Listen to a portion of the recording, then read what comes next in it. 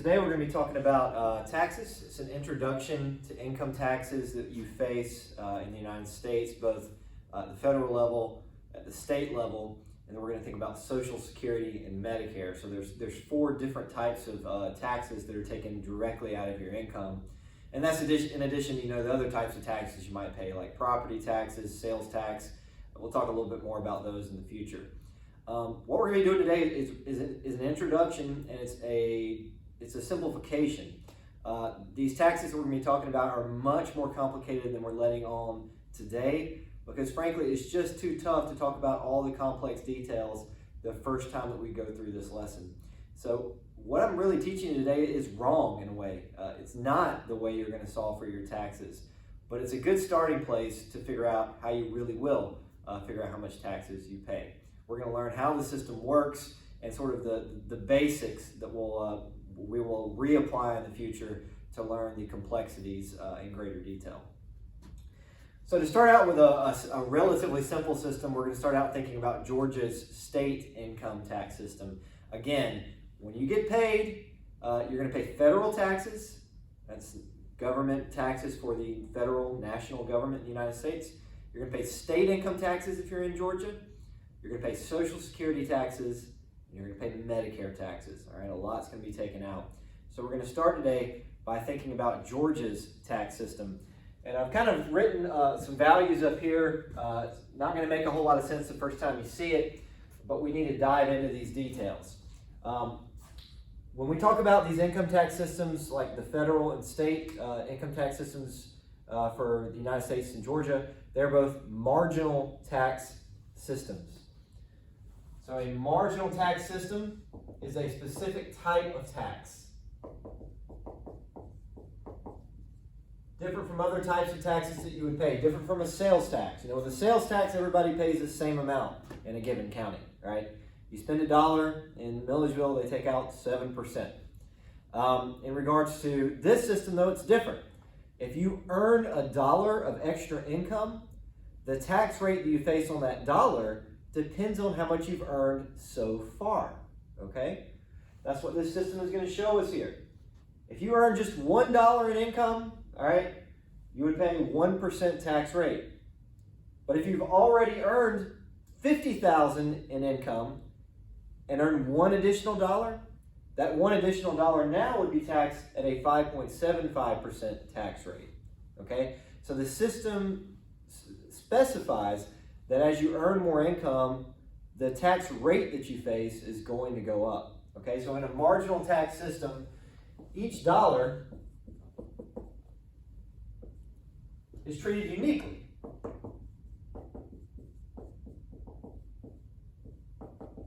So each dollar that you earn is going to face a different tax rate over time, okay? And usually they're kind of batched together like you see here. You earn up to $750. Each of those dollars will be taxed at 1%. And then if you spill over to the next bracket, you'll start facing a higher and higher rate, okay? So this is a marginal tax system, and what you will see if you go online and start looking at some of these codes, or what you will see when you start getting your paychecks coming in, is that eventually you're going to have to decide what way to specify your taxes, what way to file your taxes, right? I suspect most of you are somewhat familiar with filing taxes. For the 2020 year, you probably will have to pay taxes by April 15th if they don't change the rule of the following year, okay? And when you file those taxes, you're going to have to choose what type of system you want to file under. You're given four options. You can file single, all right, which means you're unmarried, probably don't have any dependents, so that would be one system that you could use. Probably a lot of you are going to fall into this system here, and you're going to face a specific tax system based on the way you file, okay? If you graduate from college, get your first, real world job, you're not married, you don't have any kids or anything, you will be filing single. And you really won't have any choices to make beyond that. That's the system that you'll face, okay? So you might file single.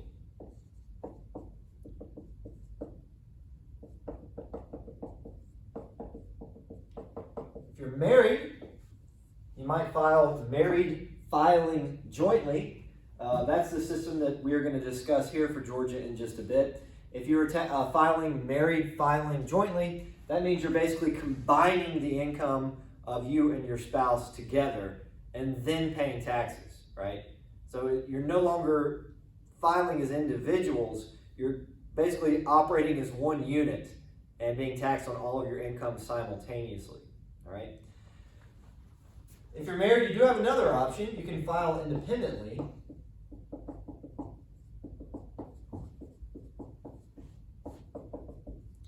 Which is a pretty unusual thing to do.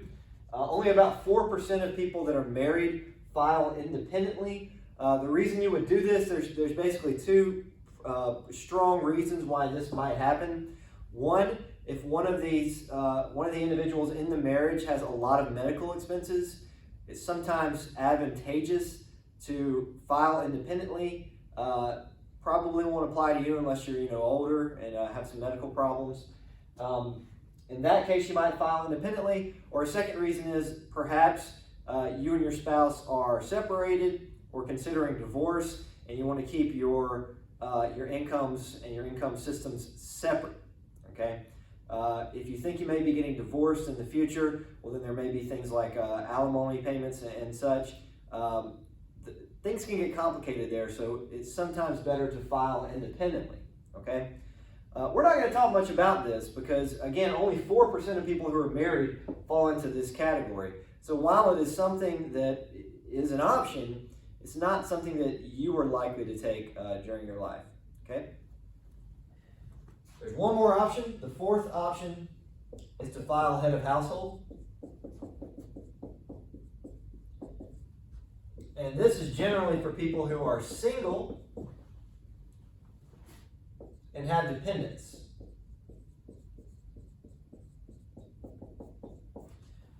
A dependent is basically someone that you financially take care of. All right, so let's say you're a single parent and you have a kid. You would definitely want to file head of household in that case. If you're single and you have a kid, you've got two options. You could file single, or you could file head of household.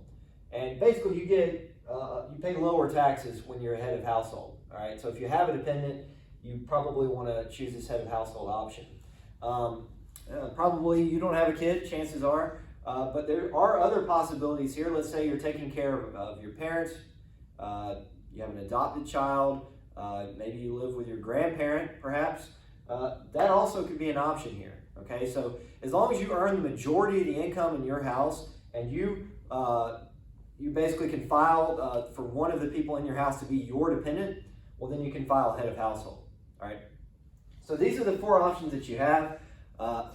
We are really not going to talk about these two options, perhaps any more the rest of the semester.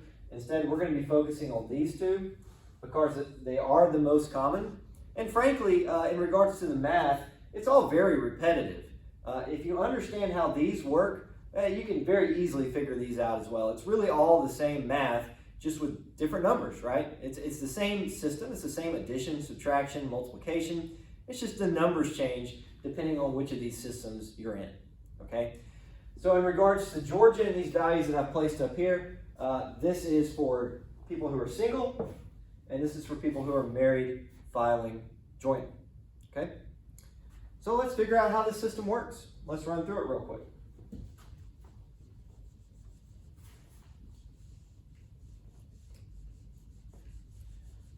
A lot of times people who've earned some money, maybe you've earned some money, and you've paid taxes on it. That being said, a lot of people still don't really understand how these systems work. The tax forms that are provided to you are often trying to keep it as simple as they possibly can for you. And what that means is it's often hard to see what's happening. And you will see in this class, a lot of what we're trying to accomplish is avoiding taxes. And to figure out how to avoid taxes, you have to understand the system that you're in. This is going to be especially true when we talk about federal income taxes. Federal income taxes are big rates, right? You pay a lot. And so if you can figure out ways to avoid paying taxes, you can be much wealthier in the future. And that's probably the biggest goal of this class, is really avoiding taxes. All right, so let's say that you are single.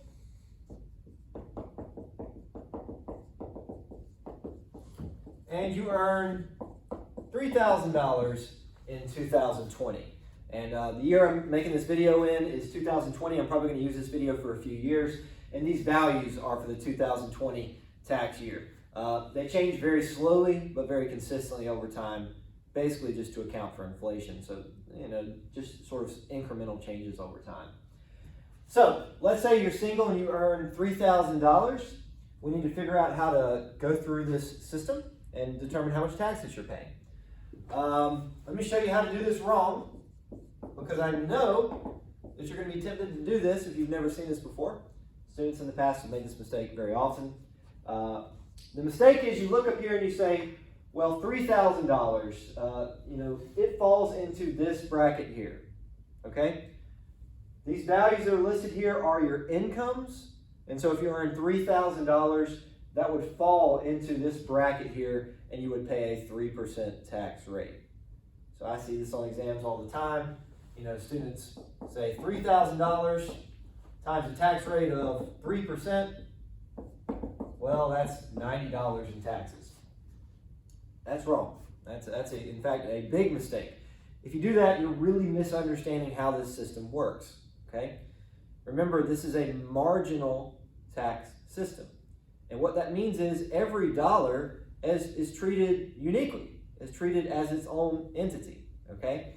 So let's do this right.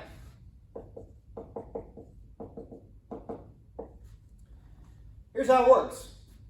If you earn $1, that first dollar is going to be taxed at 1%. If you earn $1 million, the first dollar you earn is still taxed at 1%, okay? So as your income goes up, what happens is you go through these brackets, but not all of your income goes through the brackets, all right? Let's say you earn $751, all right? If you earn $751, your first $750 will be taxed at 1%, and only that one extra dollar would slip into that 2% category, all right? So anytime you're solving for taxes paid, what you're going to do is you're going to move down these brackets, but you will always start at the top, okay? So if you earn $3,000, this is how this would look. Your taxes paid. You would start out by paying 1% on the first $750, okay? In our little equation we're setting up here, that would be the first line that we need to account for, all right? Then, the money that is in the next bracket would be taxed at 2%, okay? This person earns $3,000, so we know they're going to get to this bracket here, right? If they earn $3,000, we know they're going to move to this bracket here. So the size of this bracket will be taxed at 2%. The difference here, the $1,500 here, would be taxed at 2%, okay? So the amount that is in this bracket, like I've done here, would be taxed at 2%, okay? Remember, we're moving down through these brackets. We've taken care of the 1% bracket. We've applied the taxes to that. We've applied the 2% tax to this $1,500 here, right? That $1,500, that's taxed at 2%. And that leaves us with some money left over that we haven't taxed yet, all right? In the 3% bracket, we've still got $750 that hasn't been taxed, and it will fall into this bracket. All right, so the $3,000 that I earned minus the $2,250 will be taxed at 3%. Okay? So the logic here is, if you're wondering why didn't I do the whole bracket? Well, you only earned $3,000, so we're not going to tax money you didn't earn. All right, so we basically move to these brackets until we're out of money. So $750 gets taxed at 1%, $1,500 gets taxed at 2%, and it looks like we've got $750 left over that will be taxed at 3%. Okay? And if you do the math here, if I'm not mistaken, it ends up coming out to a nice even $60. So this person is going to pay $60 in Georgia state income taxes, okay? We haven't talked about deductions. Some of you probably know things a little bit more than others in this class. We're not talking about deductions or having kids or anything yet. For now, this is all you need to know. A very simplistic view of income taxes, this person will pay $60 in Georgia, okay? There's a few things you're going to need to be able to solve for from this.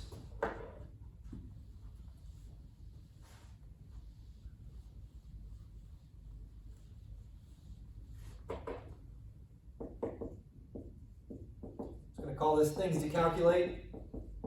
So basically some extensions of what we just did, all right?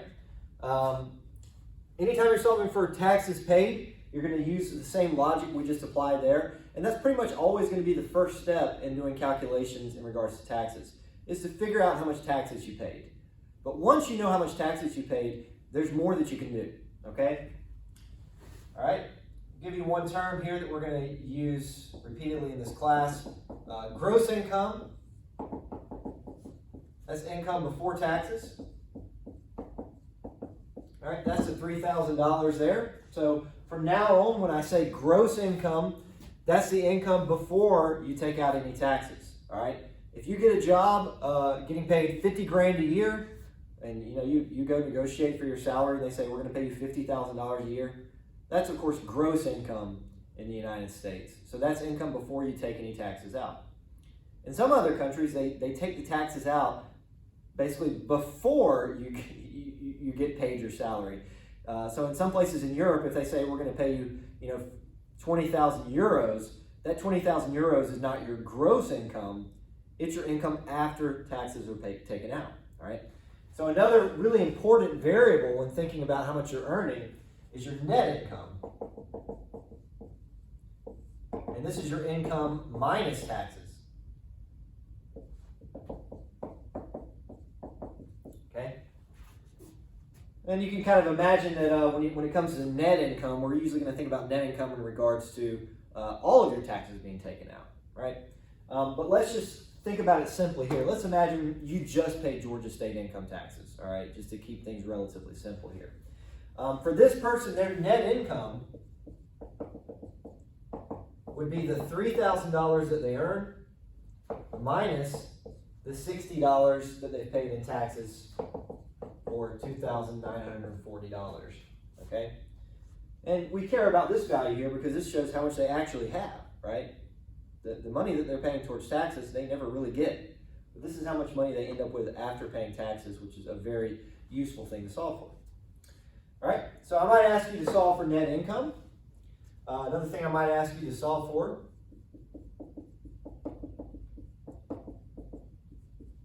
is your effective tax rate. And the effective tax rate is the percent of your income, percent of your gross income to be specific,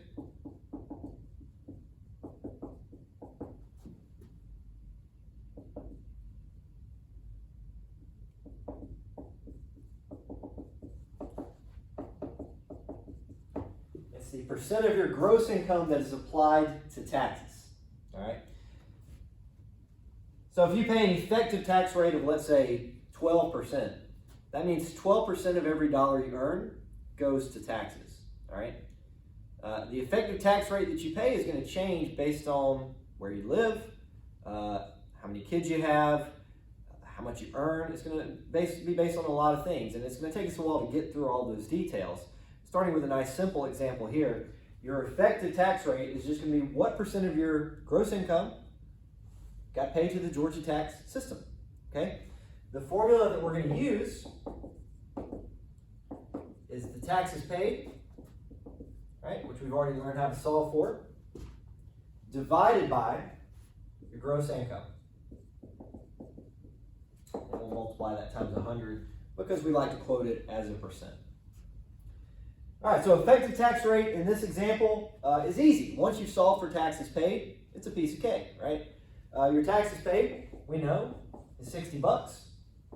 Your gross income, we know, is $3,000. And so it looks like this person paid an effective tax rate of 2%. All right? You should be prepared to solve for that. You should also be prepared to explain what that means. Notice that marginal tax rates and effective tax rates are very different things, and they're going to be differently important depending on the type of thing we're considering. We're really not even prepared to understand why it's so important to differentiate between these types of rates, but they're really important to understand. All right? Just to give you a glimpse of this, if this person earns $1 more, they're going to be taxed now at a 3% rate. They've already earned $3,000. So if they earn $1 more, that next dollar is also going to fall into this 3% category. Okay? This 2% rate shows what they're paying to taxes right now on average, which is a different thing. And right now, I know these numbers are small, 2%, 3%, not really a big deal. But when we start talking about federal taxes, where you might be paying, 22 or 24%, it's a lot of money. So you need to understand how these systems work so you can avoid paying taxes that you don't want to pay. And we'll talk about ways to avoid taxes. We're not breaking any laws in this class. There are very easy ways to do that, okay? All right, so what this means is this person loses 2% of their gross income to Georgia state taxes. 2 cents out of every dollar that they earn goes to the Georgia income tax system, all right? So thinking about things we need to be able to solve for, all right? We need to be able to solve for net income, effective tax rate, and of course, taxes paid, which we really need to do any of these calculations, okay? So that's the introduction to Georgia state income tax systems. We're now going to think about federal tax systems.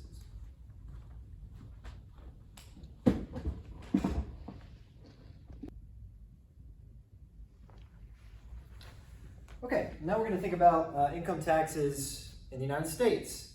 Federal income tax rates are much higher than state rates, and when it comes to making your personal finance plan, it's usually a good idea to start federal, okay? And then you can start thinking about state income taxes. The types of manipulations you can do usually are more important when you think about federal taxes. Here are the brackets for our main two categories: people filing single and people filing jointly.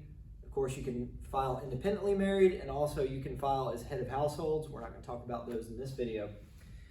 All right, so let's think about this example here. Somebody who is married filing jointly with incomes of $190,000.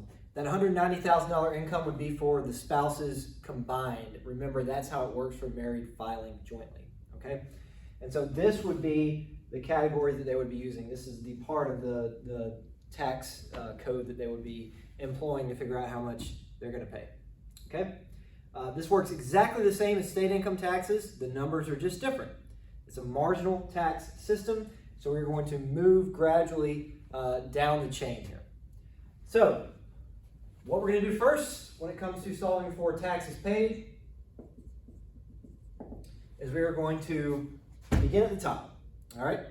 If you're earning $190,000, we can already see that we are going to traverse through this first, second, and third bracket, and then we're going to get part of the way through this fourth bracket here, okay? So that means some of our money will be taxed at 10, 12, 22, and then 24% as we move down the bracket here, okay? So we're going to start at the top. Their first $19,750 would be taxed at 10%.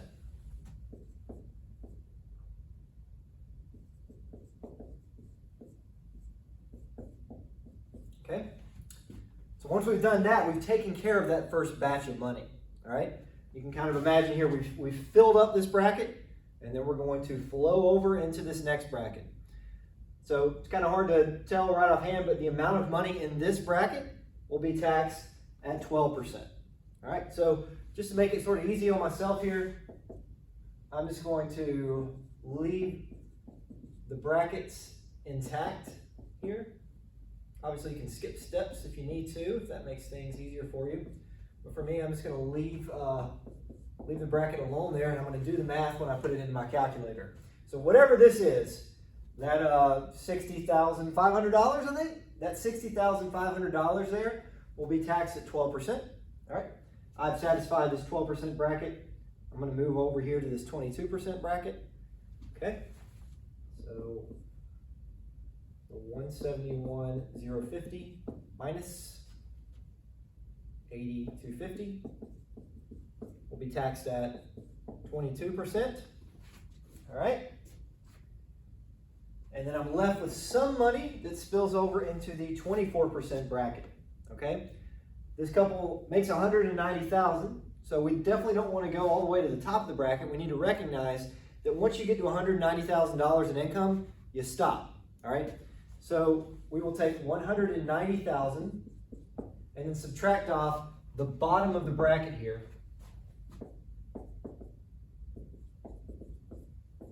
And multiply it times 0.24. Okay. You should be solving for this in your own notes. I'm going to solve for it myself here and see what I get. And if I avoided mistakes, what I get here for taxes paid is $33,759. Okay? So that's how much they would pay in taxes. Hopefully you recall the other questions that I can ask. I can also solve for net income. That's easy enough. Once I've got taxes paid, that's easy enough to figure out net income. I'm just going to take the difference between their income and their taxes paid. So 190,000 minus 33,759. I get 156,241. So that's how much income they have left over after paying federal income taxes. Okay. And then lastly, we've got their effective tax rate. Remember, effective tax rate shows what percent of their pre-tax income, what percent of their gross income went to federal taxes in this case. Okay? So I'm going to take the taxes paid and divide it by their gross income of 190,000 times 100 to turn it into a percent. And I get about 17.77% there. When it comes to this number, make sure your answer always comes out reasonable. Occasionally I'll see students, they'll answer this with like 40%. And it's like, how could it possibly be 40%? Your income is never taxed more than 37%, even for the wealthiest individuals. Or sometimes I'll see somebody with 8%. It's like, how could you get 8%, right? If your income is taxed at least 10%, we know the answer's got to be bigger than 10, right? So for this person here, you can see some of their income's taxed at 10, 12, some at 22, a little bit at 24 here. So it makes sense that that answer would be kind of in the middle of these values in here. All right, so about 17.77% of this couple's income went to federal income taxes. Okay. Real quickly here, I just want to make note of probably something that is fairly obvious if you're understanding this, but I definitely want to make sure that we get this because occasionally I do see mistakes, and the mistakes you could make here are really financially catastrophic. So for example, let's imagine that I've got an income, let's say I'm single, all right, and I've got an income of, let's say, $85,524. Okay. What's unique about that value, right, is it barely fits in to this 22% bracket. So some of my money would be taxed at 10, 12, and 22%. Okay. And let's say that I get offered a raise, and it's just a tiny little raise, and it's just going to take me to $85,526. Okay. Which of these salaries would be better for me? In terms of gross income, would I be better off earning $85,524? Or $85,526. You can imagine the mistake that some people make here. The mistake that some people make is they look up here and they say, well, look, if I make $85,526, it will push me into a higher tax bracket. So I don't want to take the raise because it'll push me into a higher tax bracket. Is that reasonable or not? That's unreasonable. The reason that doesn't make sense is how much money would actually go into this tax bracket here? Just $1, right? That's the beauty of a marginal tax system. as your income goes up, it's not that all of your dollars go to new tax brackets, but just the amount that spills over, okay? So for this person here, their income would be taxed at 10, 12, and 22%, except for that very last dollar that flows into this 24th percentile, okay? So what this means is, I'm going to say always, there could be some crazy circumstance that I don't know about, but always take a raise, okay? If you're watching this video right now and you are offered a raise, take it in regards to tax planning, okay? There's two reasons I like to bring this up. One, because I know of people who have turned down raises. I've got a family member who was paid, the numbers have changed a little bit, but just to be representative of what we have here, she was getting paid about $40,000 and she got a raise to $42,000 and she turned it down. She turned it down because she looked at the tax bracket and said, if I take the $42,000, I'm going to actually pay more in taxes. She was miscalculating the way these taxes are applied. What a ridiculous decision, right? I mean, it cost her, I don't know, $1,500, $1,700 after taxes, making that mistake. So always take a raise. That's one reason why I like to point this out. The second reason is it shows you why we need the marginal tax system. If you just paid these percentages based on the entirety of your income, then there would be circumstances where you would not want to take a raise, and things would just be very complicated. So although this seems complicated, you can recognize that it is actually a reasonable way to set up taxes. The more you earn in income, generally speaking, the higher tax rate you're going to pay. If we agree that that's a normal, reasonable way to set up taxes, well, then the marginal tax system is really the only way to do it. It's the only way to do it and still ensure that you should always take a raise. Okay? All right, so we've got state income taxes. We've got federal income taxes. Okay? In the next video, we're going to start putting everything together along with Social Security and Medicare taxes. Just one more thing before we move on here. I want you to recognize right here, this is something we're going to pay attention to in the future. That jump between 12 and 22% is going to be pretty meaningful to us in the future. Notice that's the biggest jump. That's the biggest jump in percentages here. And ultimately, we want to try to reduce our taxable income. Right? We want to earn as much money as possible. We want to figure out a way to reduce how much is taxed. We do that through things like 401k contributions. Okay, we're going to talk more about those in the future. But notice, this jump right here is going to be very meaningful to us. So I just want you to keep that in mind as we move forward in this semester.